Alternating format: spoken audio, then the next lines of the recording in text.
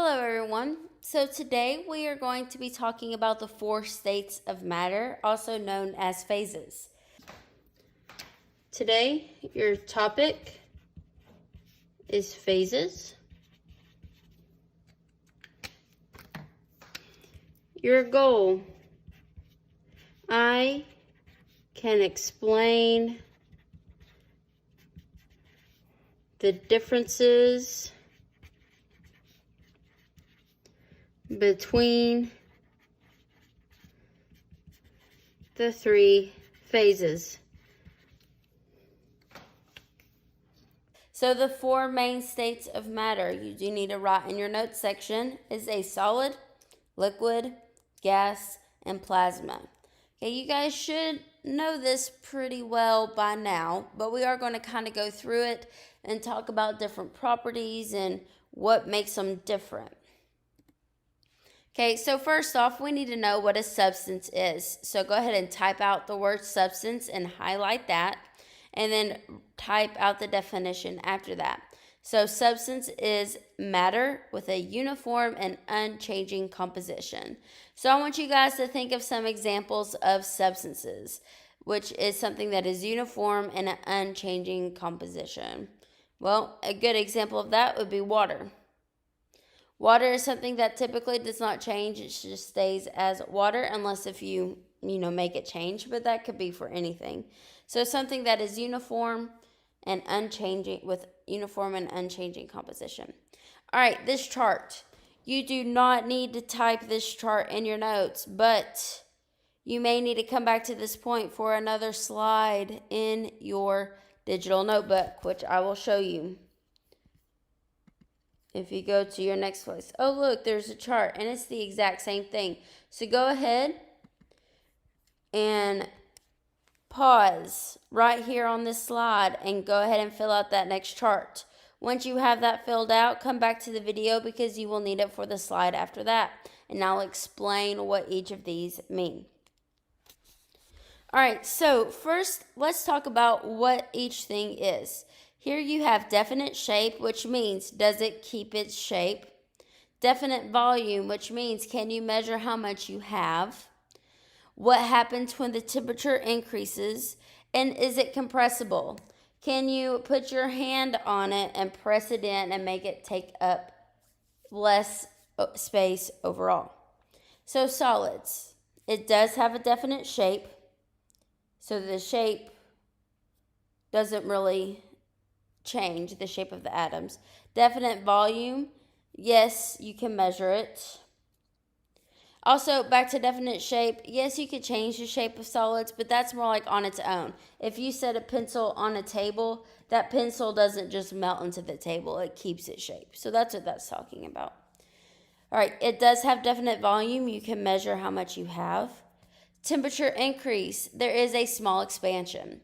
If you've ever had a wooden door, you will notice sometimes in the summer that door tends to get jammed or it doesn't close as easy. That's because it swells up. It expands a little bit. And is it compressible? No. Whenever you press on your table, it doesn't automatically shrink and become a smaller table. It does not compress. All right, so now to liquids. Definite shape, no. It takes shape of whatever object it's inside. Definite volume, yes, you can measure volume. You can talk about it in liters, like your 2 liter of Coke or Mountain Dew. Temperature increase, a small to moderate expansion, yes. That's why if you were to ever leave a water bottle or a Coke can or anything in the car, those bottles swell up and they get really, like if you try to press it, it's hard to squeeze the bottle anymore. And no, it is not compressible. All right, gas and vapors. No, it does not have definite shape. It takes up whatever shape you are in. That's why if I were to go to the opposite corner of the room, I'm not going to pass out because oxygen is only on one side of the room. It takes up the entire space. That's how we are able to live everywhere in the world. Okay, definite volume, no. You can't just take a handful of air and say like, oh, I have 5 things of oxygen in my hand. So no, you cannot measure it.